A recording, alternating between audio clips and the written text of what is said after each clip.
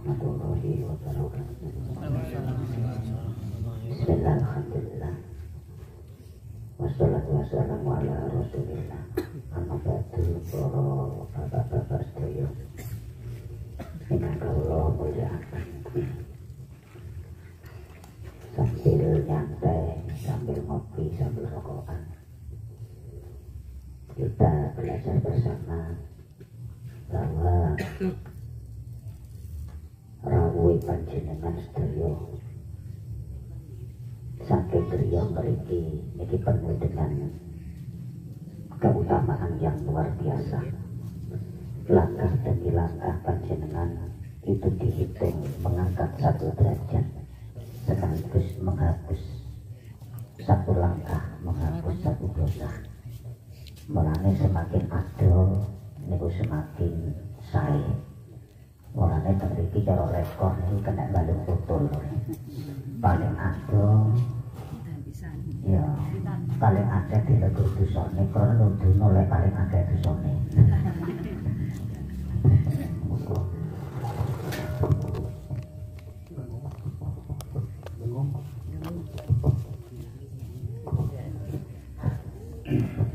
Yang jelas bahwa mencari ilmu itu sering saya katakan, Rasulullah tidak pernah mengatakan mencari ilmu itu wajib.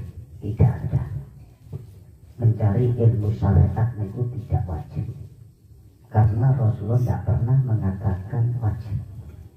Tapi Rasulullah mengatakan thalabul ilmi fardhatun. Fardhatun itu bukan bermakna wajib, karena huruf a pada lafaz fardhatun itu berfaedah mubalaghah, sehingga fardhatun itu bermakna sangat wajib, bukan wajib, tapi mencari ilmu itu sangat wajib. Kalau dimaknani wajib itu sudah benar, tapi kurang tepat. Yang betul sangat wajib. Lah, perjalanan panjenengan saking beliau iki wau sampun dipayungi karo malaikat. Krono jenengan ada tamu-tamu yang mulia tenggelamipun Bapak Hari, dan insya Allah Pak Hari nanti wangsule panjenengan siapa yang menjadi orang yang mulia karena dosane dibawa panjenengan sedaya. Allahumma amin.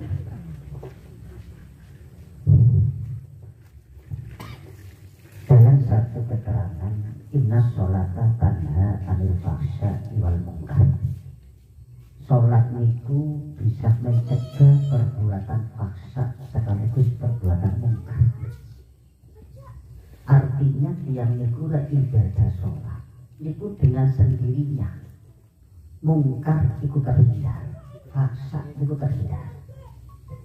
Namun yang menjadi pertanyaan, kita ini sampun sholat tapi ternyata awake dhewe si ahli munkar, ahli maksiat. Sehingga perlu dipertanyakan sholatnya kula jenengan sedaya. Hadis ingkang kula aturaken, lafaz sholat di situ ada al-takrif. Sehingga inna sholata bukan inna sholatan. Artinya ketika ada al-inna sholata itu adalah sesungguhnya sholat yang benar dan tepat, zahir batin, itu bisa mencegah kemungkaran, itu bisa mencegah perbuatan keji. Nah, kula jenengan boten usah bahas kekhusyukan terlalu jauh. Kula jenengan belajar bareng-bareng, kita belajar untuk sholate supaya tambah saya. Yes. Sing sering disampaikan oleh banyak orang bahwa sholat itu pekerjaan abot kecuali dilakukan oleh orang-orang yang khusyuk. Artinya wong niku lek khusyuk sholat itu dadi enteng. Sholat itu dadi enteng, boten abot. Kenapa? Dikarenakan bisa merasakan kenikmatan sholat. Dan sholat itu merupakan ibadah sing iso mikrotul mukminin. Wong iman itu saged munggah mikrot ketika yang baik itu sholat, karena sholat itu berbisik-bisik dengan Allah. Apa maneh lafaz khosyiin ini adalah sholat sing atine iso tumaknina, atine iso konsentrasi. Namun perlu dicatat, lafaz khosyiin itu adalah jamak, artinya beberapa orang yang khusyuk. Ini menunjukkan sholat itu bisa akan mudah diperoleh kekhusyukan ketika dilakukan bersama-sama, artinya berjamaah. Di dalam kitab Minah Husaniyah, antara lain ulama niku pernah meninggalkan piyambake ninggalo jamaah satu kali. Itu pun dikarenakan faktor ada tamu. Ono tamu, akhirnya piyambake niku mboten jamaah. Lho krana tamune wangsul jamaah sampun bubar, piyambake niku golek jamaah, golek kanca sampai dari masjid ke masjid. Melayu masjid kono, golek kanca jamaah, ndak nemu masjid kono, ndak nemu masjid kono. Ini salah satu ulama dalam rangka memperhatikan jamaah. Akhirnya kalau boten nemu jamaah, piyambake niku utek-utek hadis. Lho hadis Kanjeng Nabi niku tentang jamaah sing masyhur niku dikai ganjaran 17. Dalam satu riwayat selawe. Ada yang mengatakan 17 derajat, ada yang mengatakan 25, 27 derajat dan 25 derajat. Akhirnya muter-muter hadis niki, piyambake niku akhirnya karena gak nemu kanca jamaah, terus nglakoni sholat isya niku dilakoni ping 20. Karena satu kali sholat niku mendapatkan 1 derajat.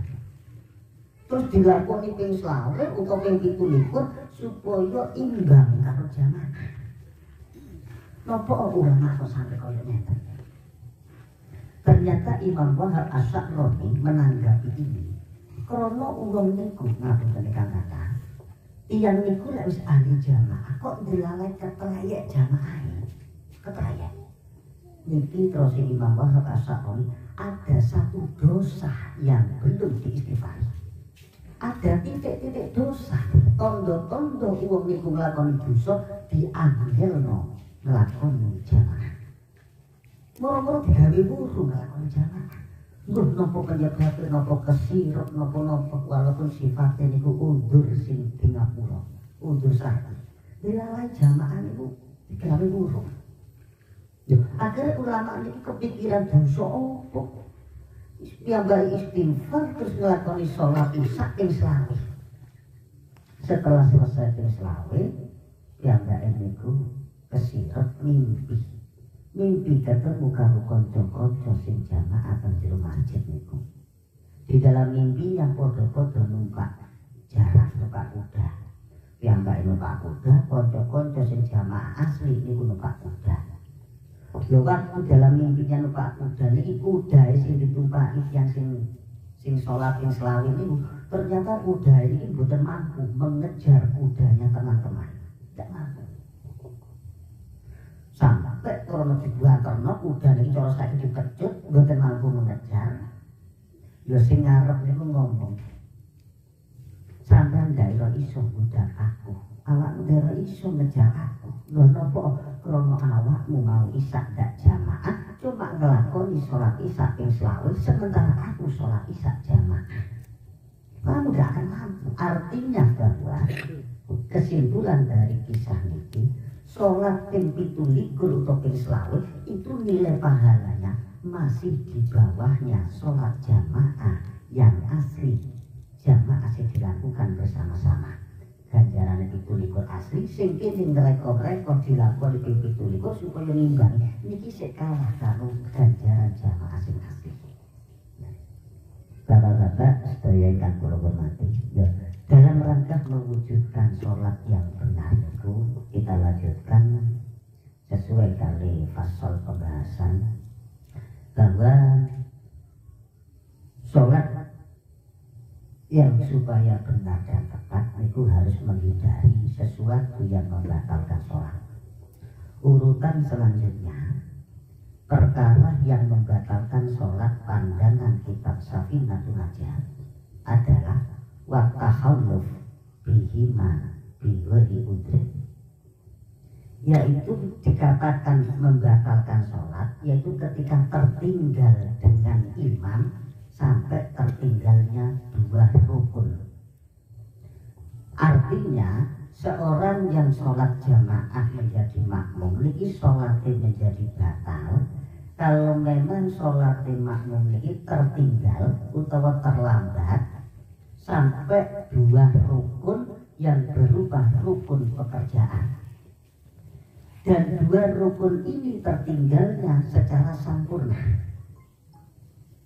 maka sholatnya makmum yang tertinggal 2 rukun dari imam niki berdampak sholatnya makmum niku batal ketika tertinggal 2 rukun.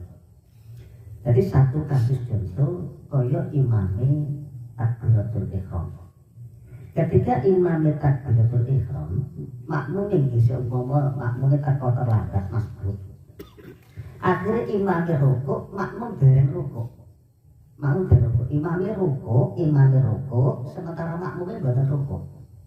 Imamnya tangi teko rukuk, makmumnya pancet, mboten rukuk.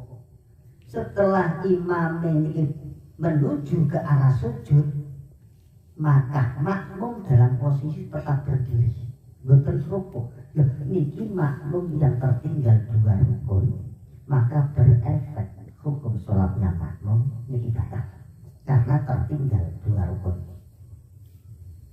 Jadi imamnya niku menuju ke arah sujud, sementara makmumnya tetap mboten rukuk.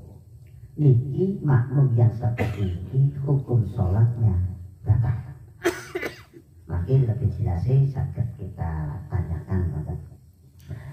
Kondisi yang seperti ini dikatakan batal kalau memang posisi makmum yang tertinggal 2 rukun ini tidak ada udzur.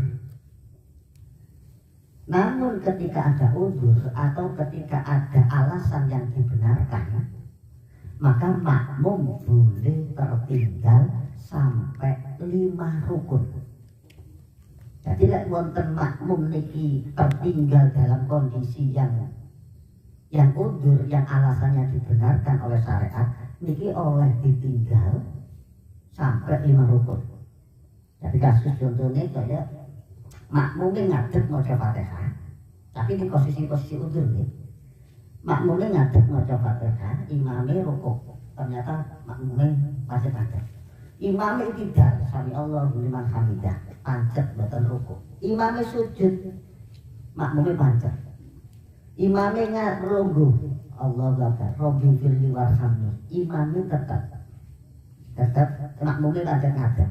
Begitu imamnya sujud yang kedua, makmum pancet.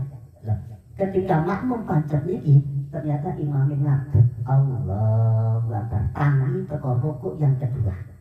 Maka ini berdampak makmumnya batal karena tertinggal 5 rukun ketika dalam kondisi udzur. Nopo kasus contohnya yaitu kasus udzure, yaitu ketika ono makmum, misalnya makmum niki lesane lambat maca Fatihah. Jadi lek maca Fatihah niku boten saged cepet lambat. Sementara imame niku maca Fatihah yo mboten cepet yo mboten alon, biasa umumnya. Ternyata makmum ini terlambat.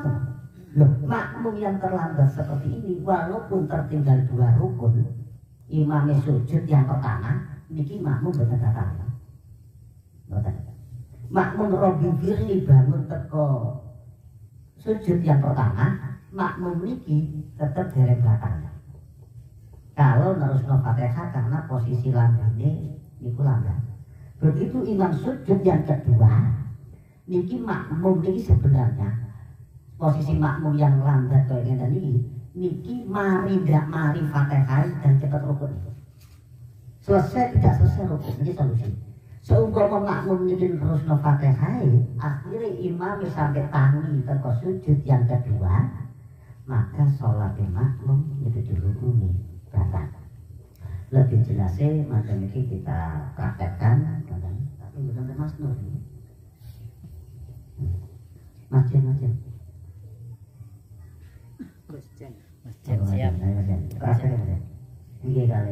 ini sekali Al-Mukarram Kak Kasihan itu apa? Ayo ya. Oh, pengen amane ben paham iki lek diterangno tok nang tiran-tiranan Kasihan.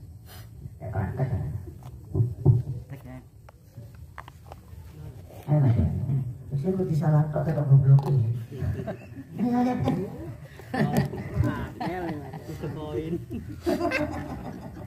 Ngecek. Iya, dilep dhisik Pak Haji.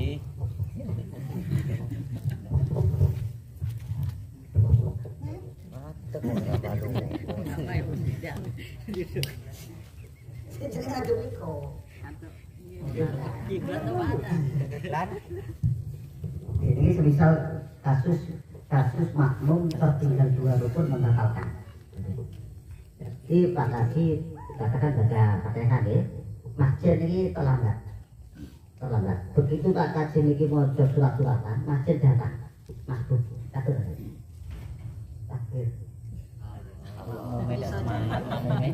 Apa ya?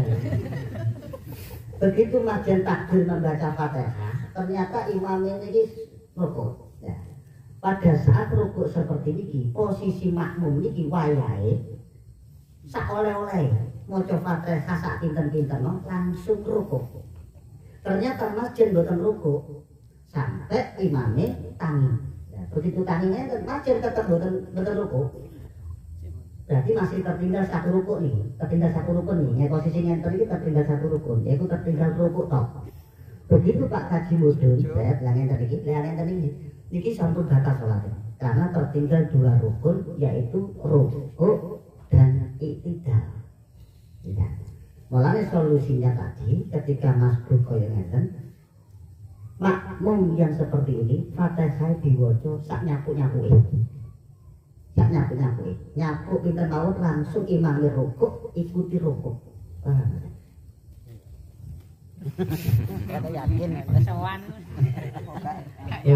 Jadi kasus contoh yang tertinggal 2 rukun. Niki mantun niki wonten kasus walaupun tertinggal 3 rukun, 4 rukun, tapi mboten batal. Namun ketika tertinggal 5 rukun baru batal, yaitu ketika kasus makmumnya niki dalam kondisi udzur. Satu contoh kasusnya yaitu sholat zuhur.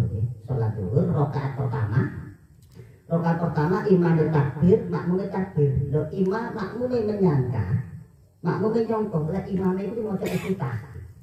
Disongkok imamnya itu mau coba kabiro. Akhirnya makmumnya mau coba kabiro. Ternyata kabiro baru selesai, imamnya rukuk. Ternyata imamnya tidak mau coba kabiro, mau coba Fatihah. Nah kasus yang seperti ini makmum bukan asal sujud. Makmum harus membaca Fatihah sampai selesai. Batase makmum harus selesai pada saat imam sujud yang kedua. Kalau sujud yang kedua bangun kok makmum belum rukuk, maka menjadi batal. Walau ya sujud kedua, makmum ini Fatihah mari ndak mari langsung cepat rukuk sebelum imamnya bangun dari sujud yang kedua. Jadi kasusnya nanti sih ngatur balik penetrannya beda judulnya tadi macam nah dari sementara macam menyangka Pak Haji ini sembahyang suwi disangka maca iftitah karo macam kendalanya kan khusnudzon disangka maca iftitah akhirnya macam ini maca iftitah. Ternyata Pak Haji mboten maca kabir alhamdulillah. Akhir Pak Haji rukuk. Pak Haji rukuk ngerti kaget kan. Aduh guru maca Fatihah sing kene wis rukuk. Yang sini baru selesai membaca itu tak akhirnya ngancik bismillah. Niki mboten asal rukuk niku. Lek niki rukuk maka hukum sholatnya tidak bisa terhitung 1 rakaat. Betul. Maka tidak boleh rukuk nih. Tetap yang sini harus membaca Fatihah, dibaca Fatihah sampai kan. Jadi sing iki tidak mungkin Fatihah dari mari. Toko katakan toko Ar-Rahmanir Rahim. Sujud. Sujud sing iki sik teko Maliki Yaumiddin. Nggih. Maliki Yaumiddin iya kana mudu ya kana ta'in niki sampun Robi Diliwar kami sing iki teko iya kana mudu ya kana ta'in benar suratul mustaqim. Sujud yang kedua. Loh pada saat sujud yang kedua niki selesai tidak selesai Fatihahnya wajib sujud. Bukan rukuk, wajib rukuk ya. Tapi selesai tidak selesai Fatihah masjid niki wajib rukuk, wajib rukuk. Jadi artinya kita harus memaksakan secepat mungkin supaya rukuk, supaya Fatihah selesai sebelum imamnya bangun dari sujud yang kedua. Nah, kondisi sholat yang seperti ini ketika tertinggal karena ada udzur yang bersifat syar'i.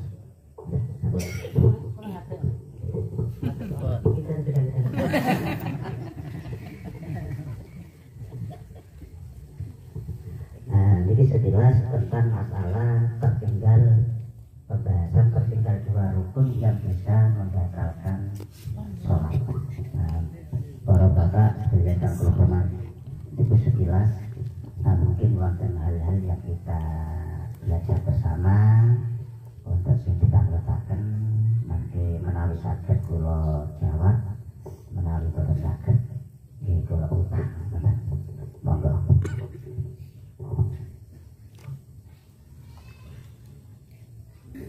Dapat ngeten iki agak sedikit gitu di luar materi. Dapat ngeten niki ada laki-laki izin minta ke istri nikah lagi. Oke, penting. Ya, jadi itu lah sama istrinya kita nggak boleh bos. Ya, sama istrinya nggak direstui ya. Terus itu ya kan, terus si suami sholat jamaah bos, sholat jamaah. Ya mungkin karena nggak direstui jadi kurang konsentrasi. Ya. Jadi waktu imam walaf dolim dia ya tetap diam saja. Tapi waktu surat-suratan jadi minal jinnati wan nas langsung amin kan gitu. Keras sekali, mungkin komandan pacar kalah sih. Saya keras banget ya. Nah itu. Nah sebenarnya dia bukan simulat gitu. Sebenarnya yang dia itu bukan simulat. Nah tapi saya dan beberapa teman-teman yang nahan tawa bos, walaupun dia bukan simulat bos ya. Jadi wong nggak salah tempat bos aminnya gitu. Lah yang saya tanyakan yang gini bos ya. Pada waktu itu kan saya dan beberapa orang ngempet nguyu bos. Apa ngempet gitu ya itu. Ya nggak sampai tertawa kayak katolong nggak bos, hanya ngempet. Nah yang saya tanyakan tuh ngempet nguyu itu membatalkan atau makruh atau gimana bos? Satu itu. Yang kedua, amin yang tidak di tempatnya itu makruh atau batal atau gimana? Itu mungkin itu. Terima kasih.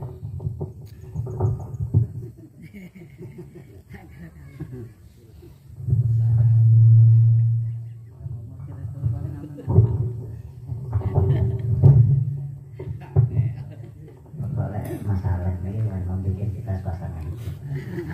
Hanya masalah ini tidak biasa dihidupkan, hidup sendiri. Kasus ini kasus yang sangat indah sekali, sangat baik. Yang pertama titik tekan pada satu pertanyaan adalah masalah amin. Amin. Amin itu adalah bacaan yang sunnah dilafazkan ketika ada doa diucapkan. Baik doa itu untuk diri kita ataupun untuk siapapun.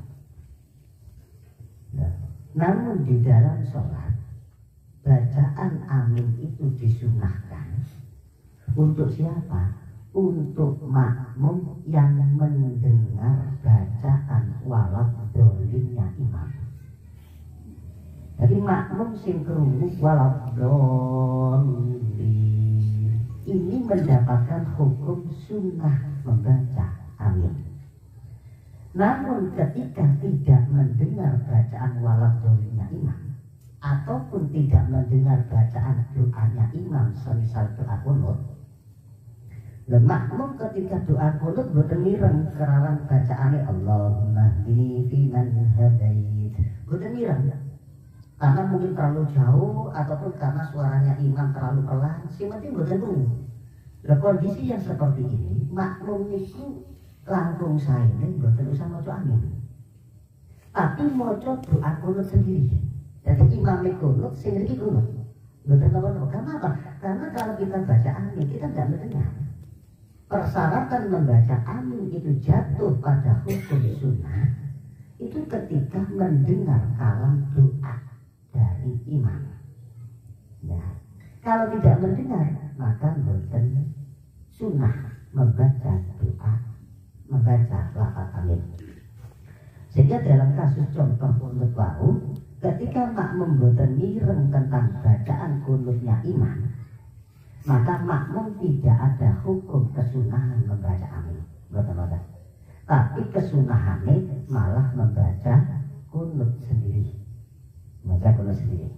Dan begitu juga ketika di dalam sholat jamaah, saat makmum itu tidak mendengar waladhdallina imam, maka tidak ada khitab, tidak ada hukum kesunahan membaca amin, boten-boten. Seumpama maca amin niku pun boten sampai pada taraf membatalkan sholat. Kemudian bacaan amin yang dibaca ketika pada lafaz minal jinnati wan nas niki sahih sekali karena itu ucapannya termasuk ucapan yang menunjukkan kita minta perlindungan kepada Allah saking godhone setan, sekaligus saking godhone setan kayak jin ini. Menurut saya jin. Iku amin yang penting sahih, betul apa sahih. Kemudian pembahasan tentang masalah ngempet. Dalam satu hadis, ngempet itu macam-macam. Ono ngempet ngoyo, ono ngempet ngentut, wonten ngempet ngengek, ono ngempet semisal katawa. Mulanya Kanjeng Nabi itu mengeluarkan satu hadis dan dirumuskan oleh para ulama ahli fikih, sholat kalau ngempet niku adalah makruh. Ini kan menurut saya kan angel ya apa? Kayak kita memahami hadis ini nang tengah-tengah sembahyang orang-orang belum tentu mungkin lek ngempet makruh iso-iso dipahami kaya ngeten. Padahal hadis niki oleh Imam Sinten itu imam pengarang kitab I'anatul Talibin, hadis ini letaknya ketika ngempet niku jatuh makruh itu bukan pada di tengah-tengah sholat, tapi ngempet ngengek, ngempet nguyu, ngempet ngentut itu jatuh makruh ketika itu terjadi saat akan takbiratul ihram. Di saat akan takbiratul ihram maka jatuh ngempet kaya ngenten iki baru jatuh makruh. Lho lek tengah-tengah sholat jenengan niku keblek ngentut nuwun sewu iki lek ditahan akhirnya makruh. Lho jenengan kan lek ditahan makruh lek diterusno salate makruh lek dibatal aku ndak nemu jamaah malah repot. Akhirnya lek jenengan nuwun sewu jenengan entutno dengan sengaja berarti jenengan sengaja memutus ibadah fardu di tengah perjalanan malah jatuh hukum haram. Karena tidak boleh memutus ibadah fardu di tengah jalan. Yang boleh itu antara lain memutus ibadah sunnah, semisal sholat. Jadi asal ibadah sunnah. Dengan ibadah sunnah dan tengah-tengah sembahyang diputus bukan apa-apa. Kasus yang menurut saya sih biasa kita dengar juret nih kan. Niko kasus diceluk ibuke mboten nyaut, juret diceluk ibuke. Niko kasusnya ketika juret niku kuwalak nang ibuke mboten jawab karena pada saat itu sholat sunnah. Sehingga sholat sunnah niku hukumnya sunnah, tapi dipanggil ibu menjawab ini adalah wajib. Wajib karena ini menjadi hukukul walidain. Ngelamak wong tuwa mboten jawab. Diceluk. Lah sakniki ana apa mungkin celukan ibu wong ibuke adoh kaya kula ibuke rawa tamtu. Loh, ya jelas malah ditelepon ibu sengaja mboten diangkat. Niki jenenge padha karo dipanggil ibu mboten jawab. Iki hukum walidain. Menurut saya hukum walidain itu kalau ini diatur oleh panjenengan pun Al-Karom Pak Haji Kamiti sudah tahu. Ini dosa gede sih mboten hukum hati. Medeni. Dosa gede sih mboten hukum hati. Ini akan bisa berdampak pada kematian yang sangat membahayakan.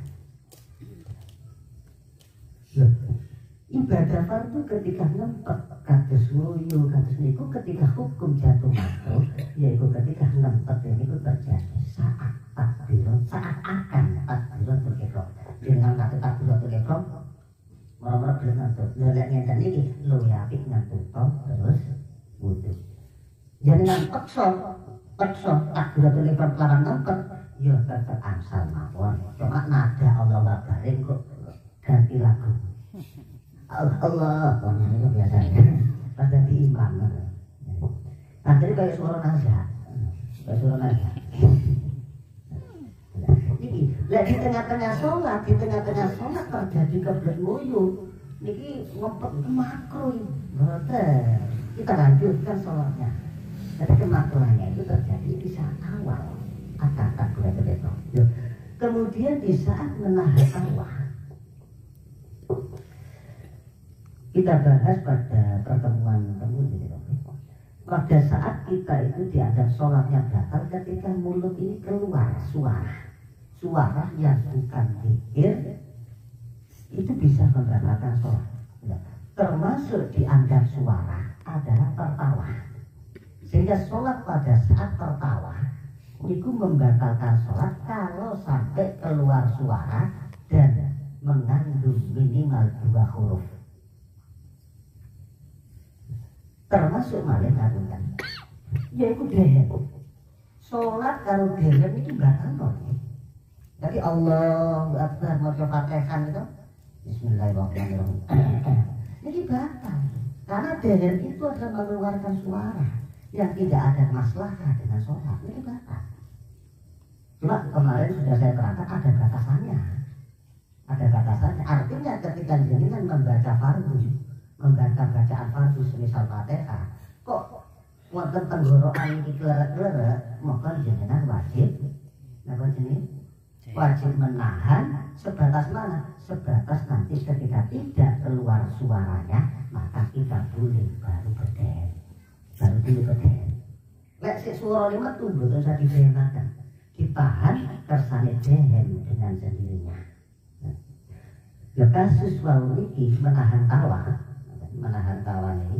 ini hukumnya tertulis boten napa-napa selama tidak keluar suara. Lek cuma mesen wajar mungkin Mas Alek itu sembahyang Allah Akbar itu ketok bidadari iki mesen mati rene. Boten napa-napa lek cuma mesen boten batal. Tapi lek tawa sampai keluar suara niki bisa membatalkan sholat.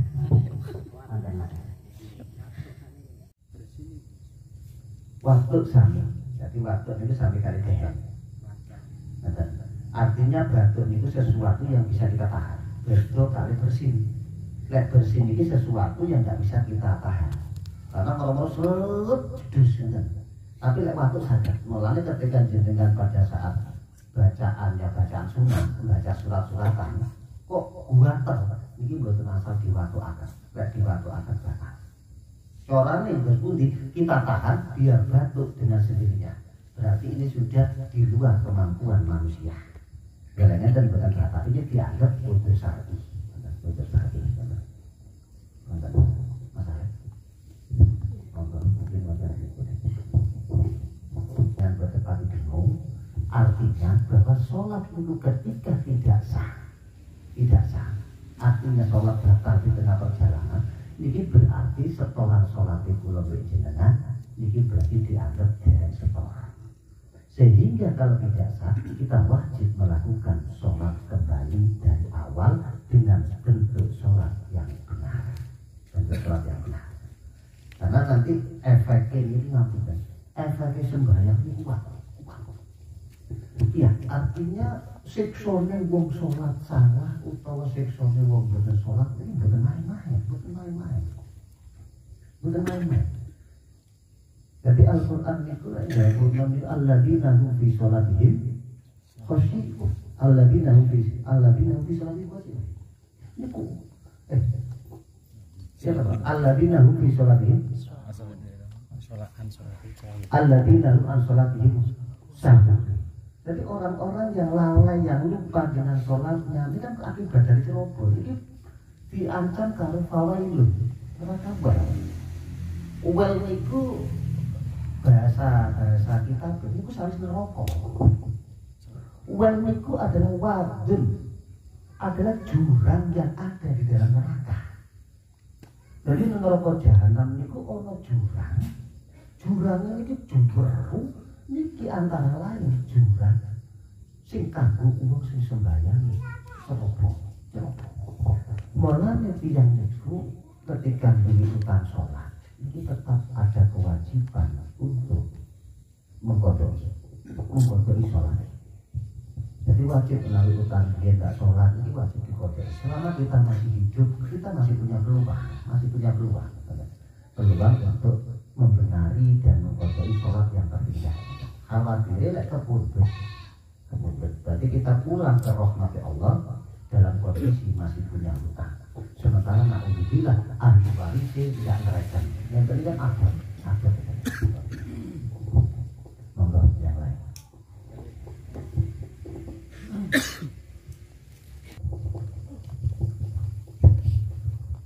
Jadi sholat itu dibuka dan diatur oleh syariat dengan bacaan takbiratul ihram. Takbiratul ihram itu ada dua kata. Yang pertama ada kata-kata takbir, yaitu bermakna Allahu Akbar. Yang kedua ada kata-kata ihram, yang bermakna mengharamkan. Artinya takbiratul ihram adalah bacaan Allahu Akbar yang sudah mengharamkan kepada orang yang membaca itu untuk melakukan segala sesuatu yang membatalkan sholat. Jadi takbiratul ihram ketika dilafadzkan, maka dia orang yang membaca berarti sudah masuk di dalam arena sholat dan diharamkan melakukan segala sesuatu yang membatalkan sholat. Makanya disebut takbiratul ihram. Kemudian lafaz takbiratul ihram itu ada dua kata. Ada lafaz Allah, ada lafaz akbar. Yang menjadi permasalahan yang sering kita terjadi. Lafaz Allahu Akbar itu bacaannya itu adalah matobi'i. Allahu Akbar. Pada lafaz Allahu Akbar itu matobi'i, maka sebenarnya kita tidak boleh memanjangkan melebihi dari batasan matobi'i secara bacanya. Namun ulama fikih termasuk di dalam kitab Minhajul Zain Imam Syekh Nawawi Al-Bantani pada lafaz Allahu Akbar ketika dibaca saat takbiratul ihram itu boleh dibaca panjang sebatas bacaan 14 harokat atau 7 alif, sehingga boleh dibacakan Allahu Akbar melebihi batasan dari matobi. Syekh Nawawi Banten memberikan seperti ini dengan alasan kenapa? Karena sulitnya untuk menata niat, sulit nopo niat. Kalau niatnya awal dulu ini kan menurut saya tingkatan awal dulu niatnya ini niat sing melok pendapat doif, sing mukorona urfi, istilahnya itu apa? Niatnya ada di tengah-tengah lafaz Allahu Akbar, di tengah-tengah. Padahal wajahnya boten. Kalau kita mengikuti pendapat yang benar, mukorona hakiki, yaitu mulai dari mengucapkan ati niat, ketika lafaz bar niat selesai. Berarti mulai lafaz a dengan mulai niat itu bersamaan, selesainya pun bersamaan. Tapi ternyata yang terjadi pada diri kita, niatnya kalau ngomong Allah itu disian ngomong Allah baru niat. Berarti kan tidak bersamaan, ada di tengah-tengah. Dengan tadi itu disebut mukorona urfi. Nah, ketika kondisi yang seperti itu, Bahkan diperbolehkan karena sulitnya niat, diperbolehkan membaca takbir sampai melebihi batas dari matobi'i, yaitu diperbolehkan 7 alif atau 14 harokat. Kemudian dalam hal membaca takbir saat berjamaah, maka kondisi makmum niku takbiratul ihramnya makmum niku sing paling afdol, yaitu membaca Allahu Akbar setelah imamnya selesai. Jadi imamnya ngomong Allahu Akbar, makmumnya langsung Allahu Akbar, langsung. Ini sing paling afdol. Namun ketika takbiratul ihram makmum niku dibaca saat imamnya belum selesai, imamnya ngene Allah, makmumnya ngetut no Allah, akhir imamnya akbar, makmumnya akbar. Ini sholatnya batal. Kenapa dikarenakan bacaan takbiratul ihram makmum itu tidak boleh bersamaan dengan bacaan takbiratul ihramnya imam, tidak boleh, harus selesainya. Ya. Sehingga para ulama itu pernah kasus ulama itu satu kejadian ulama, yaitu ulama ini pernah waktu jamaah itu ketelah boten maca takbiratul ihram. Artinya takbiratul ihram terlambat satu suwi, imam wis maca Fatihah sik kae takbiratul ihram. Niki ulama ngenten niki kan kitab-kitab tasawuf niki ditakziahi. Dadi ana wong ketelah jamaah kancane takziah. Takziah. Dadi mboten ngerteni anake mati. Ketelah jamaah niku ditakziahi. Ada jamaah itu di antara lain Imam Syafi'i lek ngendikan, aku lek anakku mati sing takziah sak kampung, tapi ketika aku ketelah jamaah sing takziah cuma wong telu. Nelongso Imam Syafi'i. Apa nelongso? Karena orang mengatakan ketika musibah agama dianggap sepele, sehingga sing takziah cuma wong telu. Tapi ketika musibah dunia anak sedo sing takziah atau tumpukan. Lek ketika musibah agama ketelah jamaah sing takziah nek telu. Repot nih. Kula bikin dengan ini. Ketelah takbiratul ihram musibah. Sementara awal itu subuh sering kawanan. Dia tidak musibah, dia nikmat ya. Allah maafkan. Jadi hanya tingkatan iman iblis. Maka juga betul begitu marah jadi aku.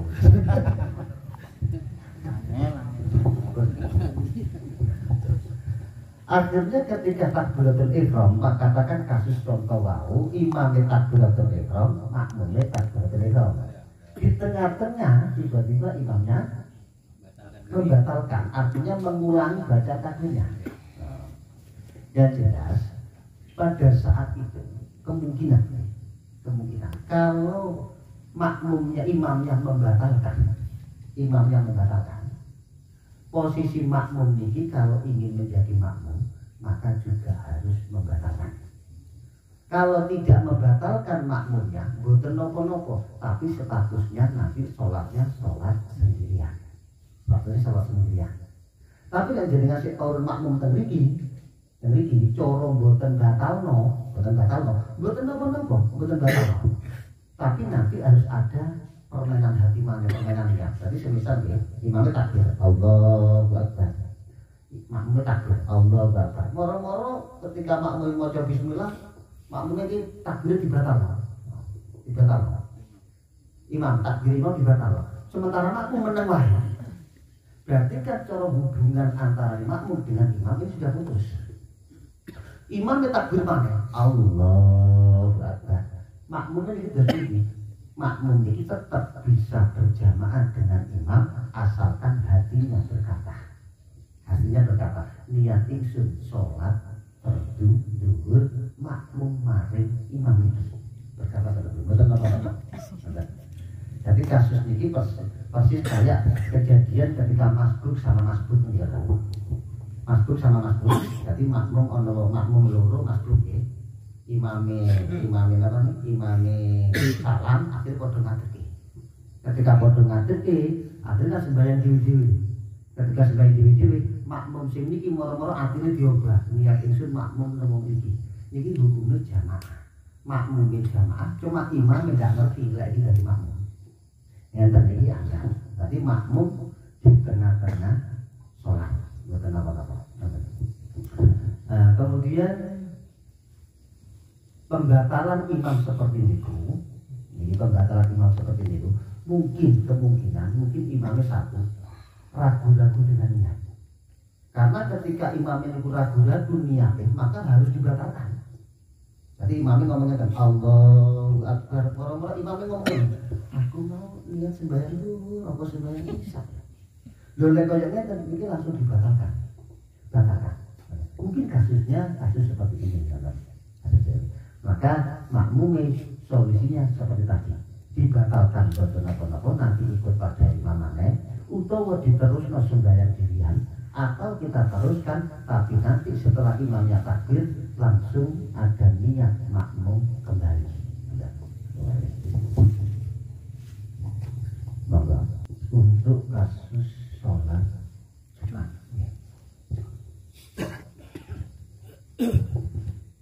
Lafaz ansitu yang berikut ditambah ansitu wasma, yang artinya ansitu itu adalah cara Jawa neng-nengati, cara bahasa Indonesia memperhatikan apa yang disampaikan oleh imam itu ansitu. Akhirnya dari hadis ini dan itu niku paman takalana ansitu wasma hadis ini sing terakhir ini fakta telah dorkah. Fakta telah dorkah. Di situ rumusan ulama termasuk kitab Iqnah itu bahwa as-sukut utawa mendengarkan apa yang disampaikan khotib itu adalah sunnah, bukan wajib. Jadi ngerungokno apa sing disampaikan kali khotib itu adalah sunnah. Dengan catatan kalau makmumnya itu lebih dari 40. Sebab khotib niku diwajibkan ketika khutbah menyampaikan materi itu wajib suaranya didengar oleh 40 orang yang memenuhi persyaratan Jumatan. 40. Sehingga seumpama suaranya liri kok dirungu oleh tidak sampai 40, maka khutbahnya tidak dianggap sah. Nah, mendengarkan apa yang disampaikan imam itu bukan haram, bukan. Ini sunnah. Jadi mendengarkan khutbah itu sunnah. Jadi bukan sampai pada jatuh haram dan tidak sampai pada taraf membatalkan Jumatan. Ini sunnah. Jadi kayak kita Iqnah dulu. Nah, ini hukumnya sunnah. Jadi al-insaf indal khutbah itu mustahab. Kemudian pada saat khutbah posisi imam itu kadang-kadang bergerak. Nah, bergeraknya imam itu apakah ini efek pada hukum khotib? Ini bukan. Karena dalam khutbah tidak ada persyaratan tumakninah. Tidak ada persyaratan tumakninah. Cuma khotib ketika tangannya diobahkan koyok pidato. Niku hanya jatuh pada hukum makruh. Tidak sampai pada taraf hukum khutbah tidak sah. Lho sing repot kan ngeten. Kanjeng Nabi niku dawuhna lek iso salate niku luwih suwi timbang khutbah.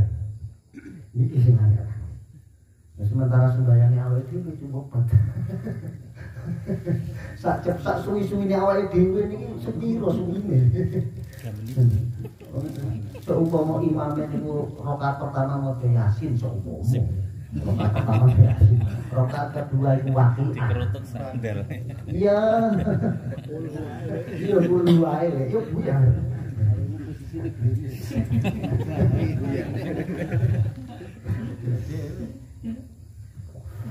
Itu banyak hukum makruh sehingga seumpama makmum ngrungokno karo ngenten iku boten sampai pada taraf membatalkan.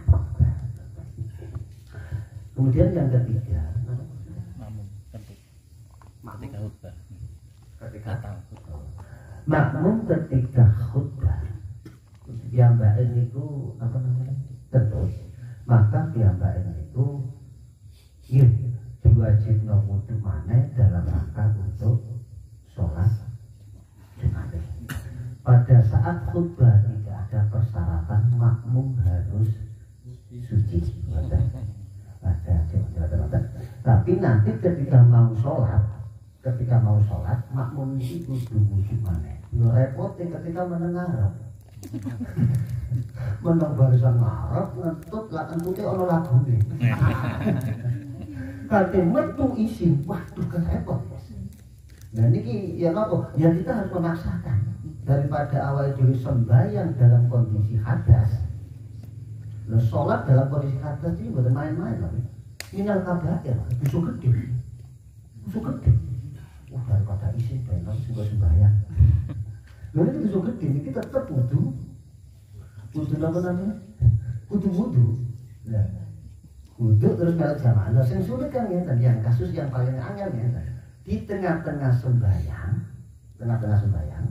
moro-moro ngetuk.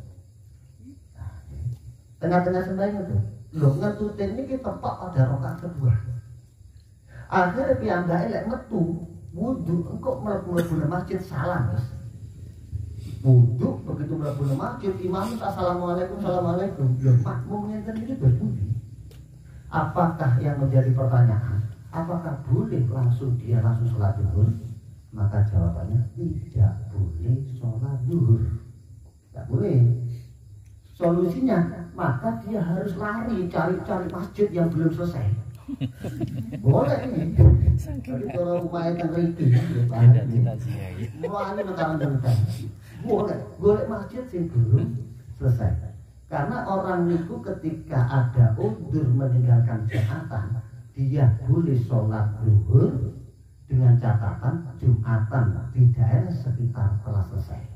Kalau masih ada jumatan, waktunya masih kira-kira ada yang belum selesai, maka dia tidak boleh. Tetap butuh boleh jumat. Waktu piye langsung sembahyang zuhur, betul-betul. Karena nanti khawatir ada jumatan yang belum selesai. Oh ternyata kurungan wetan kali khutbah guru mari. Ya langsung wis mari wetan kali. Lalu tanda itu pokoknya enggak mau mari buyar. Kemat mau yo buyar. Artinya bahwa udzur yang boleh meninggalkan jumatan itu diganti sholat zuhur dan pelaksanaan sholat zuhurnya dilakukan ketika perkiraan sholat jumatannya selesai. Boten langsung otomatis asal boten. Oke, ada ya. Sampai panas ya. Jadi untuk permasalahan yang awal, yakni tertinggal sholat sampai pada sujud yang kedua, itu tidak membatalkan. Kalau memang tadi ada udzur.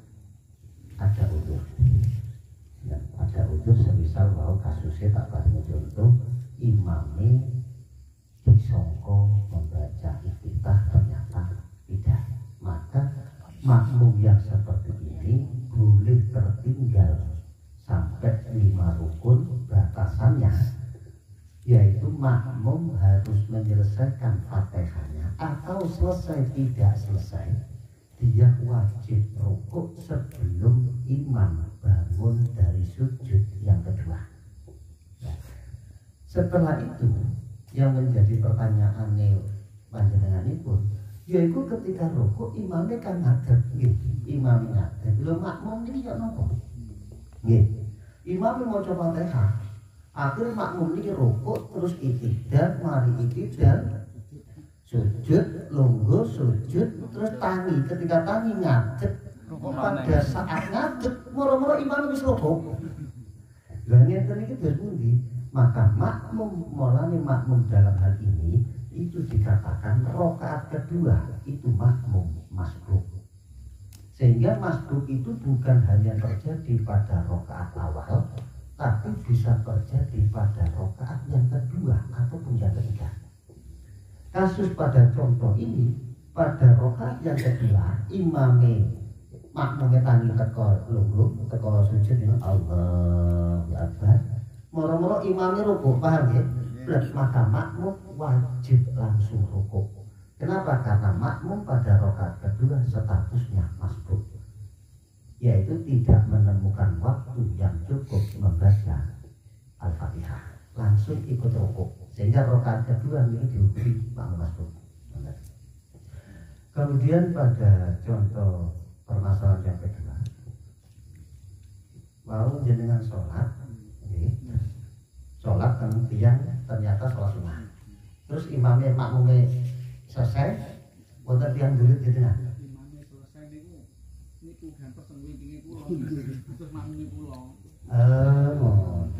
Jadi gantian makmum jadi imam berubah menjadi makmum.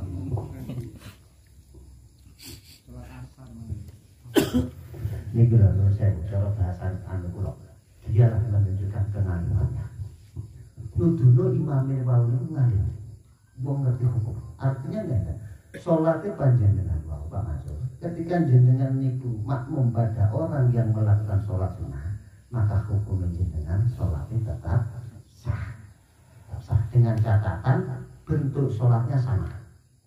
Sholat niku fardu, makmum pada sholat apa saja boleh dengan catatan bentuk sholatnya sama. Loh, tapi bentuk sholatnya bukan sami, bukan asal. Jangan sembahyang asal, makmum no sembahyang, imam sembahyang mayit, nggak boleh. Karena bentuk sholatnya beda, bukan asal. Dia lek masjid sembahyang mayit atau rukuk. Mari ruku salah itu takon kok ana ruku mau itu lah salat sunah qobliyah jenazah.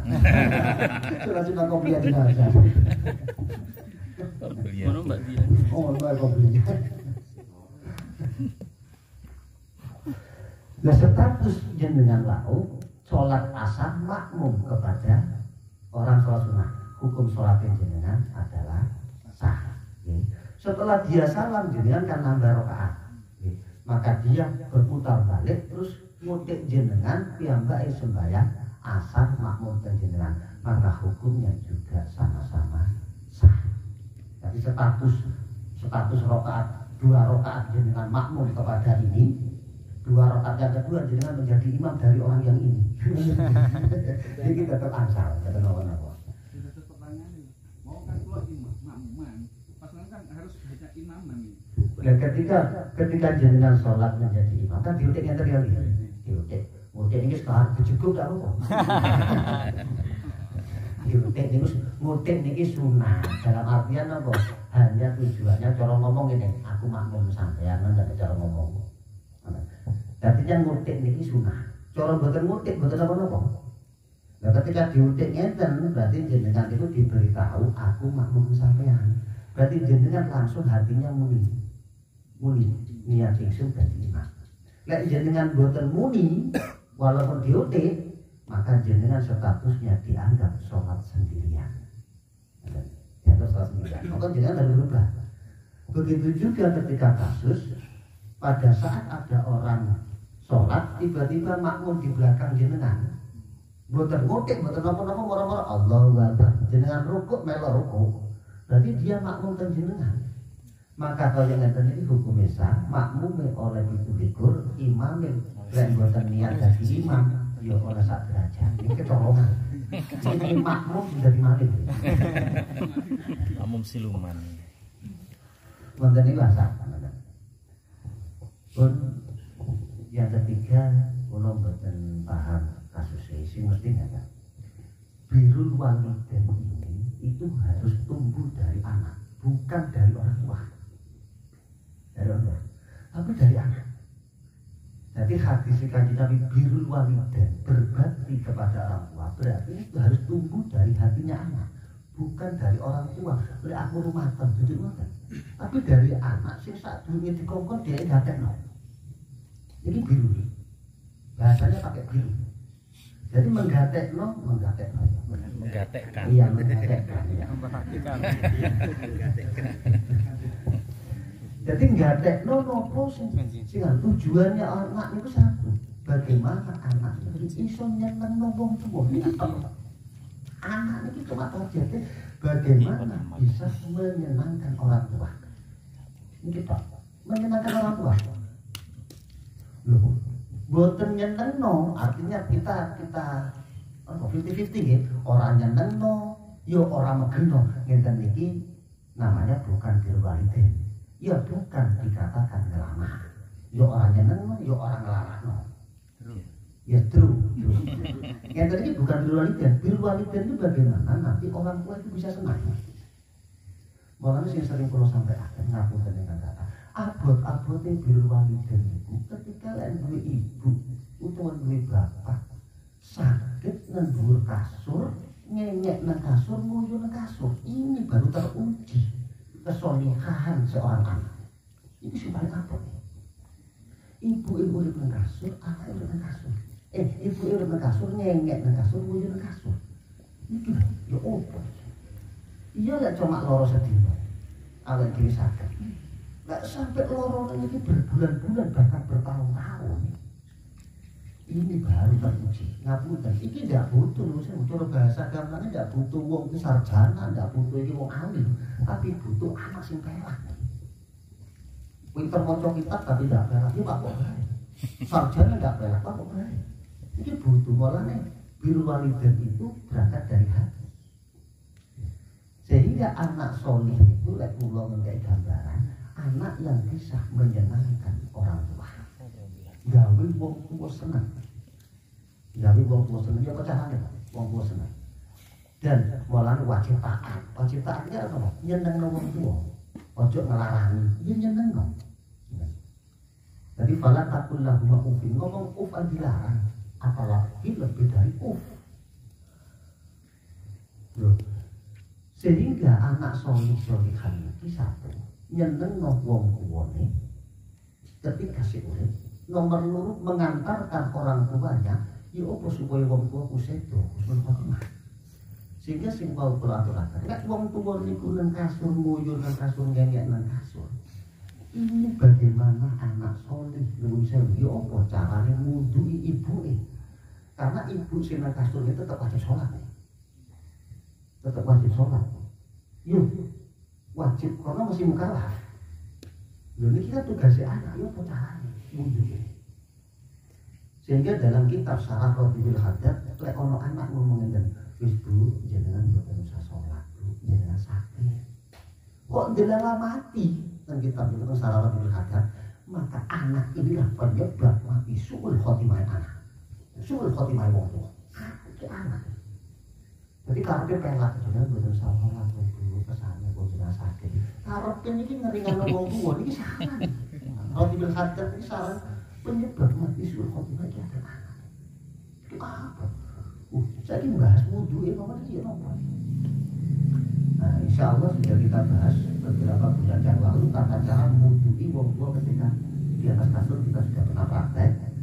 Nah, cara wudhunya ketika wong tua diinfus kita sudah pernah praktek. Jadi, cuma kita perlu dikaji ulang karena ini kita butuh semakin paham. Ya. Yang kedua, bagaimana orang tua itu iso sedo husnul khotimah. Ini dia anak. Apa ternyata? Jadi anak solih-solihan itu ternyata bukan gampang. Angel. Nah, intinya bahwa anak itu memiliki kewajiban, kula jenengan kewajiban nyeneng wong tuwane. Ya lek saged nyeneng nang dunyane, nyeneng nang kuburane, ya nyelamet nang akhirate. Itu anak. Dalam satu sejarah itu wonten seorang ulama bernama Zaujan. Zaujan ini seorang anak sing sak duluran kulo. Kakak beradik. Duwe ibu niku sepuh. Cuma Zaujan ini hidupnya jauh dari ibunya. Sehingga ibu ini kumpul karo adiknya. Bertahun-tahun ibu ini di rumah karo adiknya. Akhirnya Zaujan ini krono solih, anak soleh, piyambak niku kundur, matur ten adike. Dik, sampai wis bertahun-tahun iso ngatur dengan ibu. Saiki aku njuk tulung gantian, ibu tak gawa omahku, kasih kesempatan aku untuk menyenangkan orang tuaku. Kasih kesempatan aku. Jari Zaujan dan adik ngomong, ojo mas, aku guru mari mas. Ngerumat ibu guru mari, aku guru dewas. Bahwa ibu yang sedang sakit dalam kasus seperti itu. Akhirnya kalau rebutan, waktu rebutan koyok ngenten iki, sampai rebutan ibu digono iki munggah nang kehakiman. Main-main. Lah saiki kan padha nolake. Padha nolake. Masyaallah. Akhirnya mau sing sering cerita masih Kalimantan di telepon mulai mbak ibu loro sing Bali di telepon mulai akhirnya kok tersambat ibu menentu kasus sing Kalimantan ngomong ya apa sama ibu ini anakku nemu kono sekolah apa enggak bojoku ya apa sibuk ngomong piye kok gawe anak iso dipecat ngenteni ibu ngene iki ternyata ibu itu blak-blak anake ngomong alhamdulillah Alhamdulillah. Zaujan itu rebutan normat ibu sampai munggah kehakiman. Ketika munggah kehakiman, rebutan ibu siapa yang berhak merawat? Zaujan menceritakan bahwa sudah dirawat oleh adik sekian tahun. Saya ingin ngabukti ibu. Akhir hakim tidak bisa memutuskan dikarenakan keduanya sama-sama anak. Terus ini ibu ucapkan. Bukan sakit Pak Hakim, ibu kula sudah tidak kuat melaku.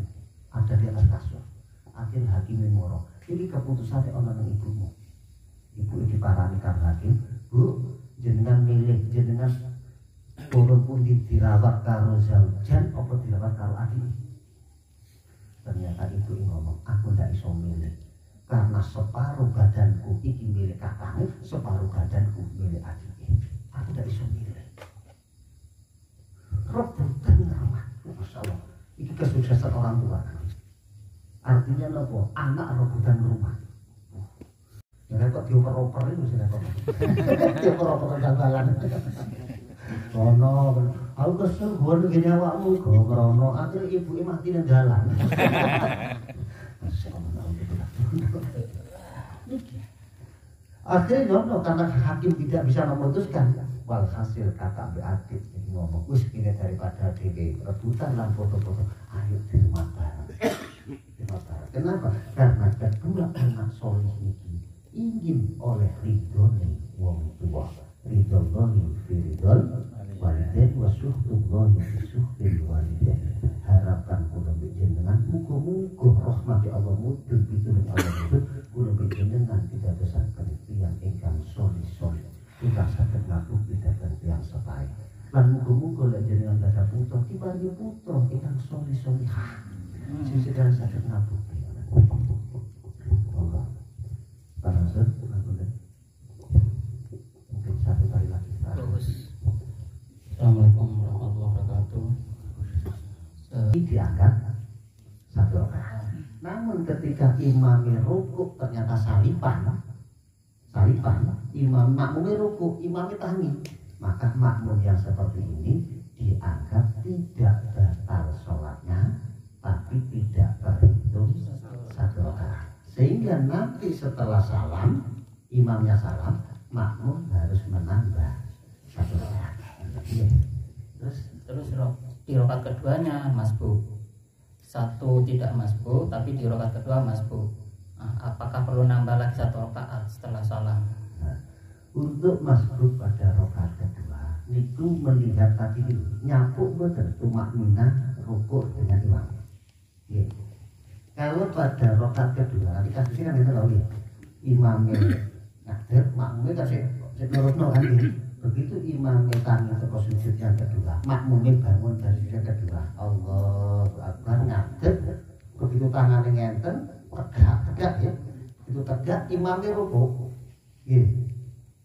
Maka makmum ini langsung mengikuti rukuk, walaupun tanpa membaca Fatihah. Kok nyapuk tumakninah rukuk bersama imam, maka makmum pada rakaat kedua dihukumi masbuk dan dianggap mendapatkan satu rakaat. Berarti rakaat yang pertama tadi sudah benar, rakaat kedua pun benar, sehingga nanti salamnya tetap bersamaan imam. Terus yang terakhir masalah niat. Misalnya ada kasus ada orang niat sholat mau sholat zuhur, niat dalam artinya sudah niat zuhur tapi dalam pelakuannya niat sholat lain. Misalnya karena punya pikiran atau gimana, itu bagaimana hukumnya? Jadi lesane matur usolli fardhul asr. Kemudian atine muni sembahyang maghrib. Kenyataannya sholat Niatnya lesane itu sholat zuhur niatnya, tapi pelafalannya itu sholat lain, sholat asar atau maghrib. terus sholat yang dikehendaki Hukumnya seharusnya sah atau enggak? Apa perlu intinya ya. Untuk niat ketika berbeda antara lesan dan hati, lesan dan hati, ketika terjadi ida ikhtalafa al-lisan wal qalbu utubiru al-qalbu, maka yang dimenangkan adalah hati.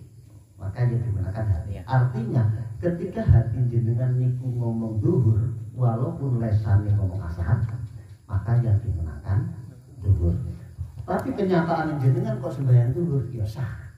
Nah, kenyataan sembahyang asar salah. Ya salah. Sehingga yang perlu niat itu mahalun niat adalah hati. Lesan itu tujuannya hanya untuk membantu supaya hati mudah melakukan niat. Walaupun nusewu cara bahasa Syafi'iyah adalah bid'atun hasanah. Itu bid'ah hasanah karena dalam rangka untuk menolong niat hati gampang niat.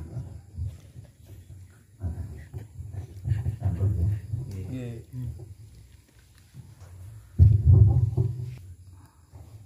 Kanjeng Nabi niku nate jamu. Nabi jagongan kali sahabat. Ketika jagon kali sahabat, Kanjeng Nabi niku ngendikan, marine ana wong liwat lan dheweke penduduk surga. Akeh ana liwat. Kanjeng Nabi ngomong sahabat Pak, mosok hari iki. Sisuke maneh jagongan maneh Kanjeng Nabi niku macam marine ana wong liwat lan iku penduduk surga. Pancet orang yang kemarin isu imannya kan Nabi jagungan mari matur marine ana wong liwat lan iku penduduk surga. Liwat mari itu lho Mas Wawan. Itu ngatur. Pancet. Akhirnya walhasil para sahabat penasaran. Sopo duwe ibadah opo kok sampai Kanjeng Nabi melafatkan dengan jelas bahwa dia adalah penduduk surga. Salah satu sahabat ini akhirnya cerita singkat mengikuti sampai di rumahnya, nginep tenriku tidak salah 3 hari. Nginep. Ketika nginep telung dino ini, yang baik nang hati ini ngomong ternyata tidak ada keistimewaan ibadah. Bengi ini udah tahajud, tidak tahajud. Foto yang aku bengi ini udah tahajud. Tangi itu wajar, subuh ya tangi, jamaah, ayo terus tidak ada istimewa muter tasbih sampai pedot lo, dungo sampai moncot orang, karena apa? Pakat ibadah dalam istimewa, wiritan yo enggak poso yo orang rokok ada jedul, wajar. Walhasil sahabat ini penasaran terus tanya, cerita singkat yang baik matur.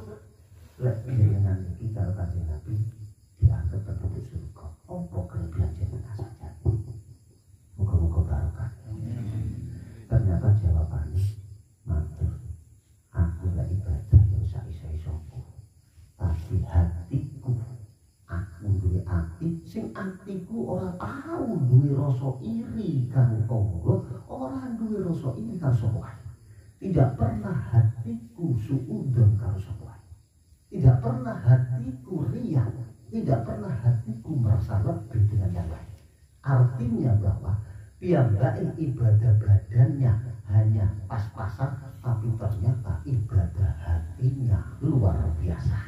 Ibadah hatinya gak duwe rumangsa iri, ana tanggane rusak tuku motor dari alhamdulillah, kono tanggane kawin maneh suwen. Ojo dirono wong halal nek diruwet-ruwet. Ana tanggane kula Amin. Amin. Ya amin. Mau kalau sunatan di Nabi mak dilarang. Ternyata ibadah amin. Mulane kesering-sering kita belajar bersama. Lek jenengan prinsip yang kita pakai seperti yang tadi kita terangkan bersama. Kita belajar untuk ya nopo carane nyeneng ngomong lho. Ini prinsip akhlak Rasulullah itu menyenangkan orang lain. Ketemu tonggo seneng no tonggone, ketemu konco seneng no koncone, ketemu tamu seneng no tamune, ketemu wong tua seneng no wong tuane. Dengan cara akhlakul karimah. Ini rumus. Lah ketika jenengan niku nyenengno tiba-tiba dibalas karo elek. Ya sudah, jenengan lek diilokno kok loro ati. Pertanyaannya ngapunten. Lek jenengan diilokno loro ati, ojo mempermasalahkan yang menghina, tapi masalahkan dirinya. Pertanyaannya, opo aku kok loro sih diilokno sih? Opo kok loro aku diilokno? Lek diilokno loro, pandangan tasawuf ini gambaran hatinya kotor. Berarti aku sing ini kotor diilokno loro. Karena itu aku butuh akan istighfar, karena itu aku butuh akan jalur ngapura. Bukti nih kayak aku kotor diilokno loro. Berarti kita tidak sampai menghina atau menantang ataupun menjelekkan orang yang sedang mendolimi kita. Karena orang yang didolimi itu hakikatnya adalah kekasih Allah. Mulai prinsip belajar hidup, kita belajar bersama, lebih baik kita yang didolimi daripada kita yang mendolimi. Nah, itu tidak cuma aku tidak kayak mendolimi. Tidak mau didolimi, yang penting ngumpul. Dan didolimi nanti lebih orang itu.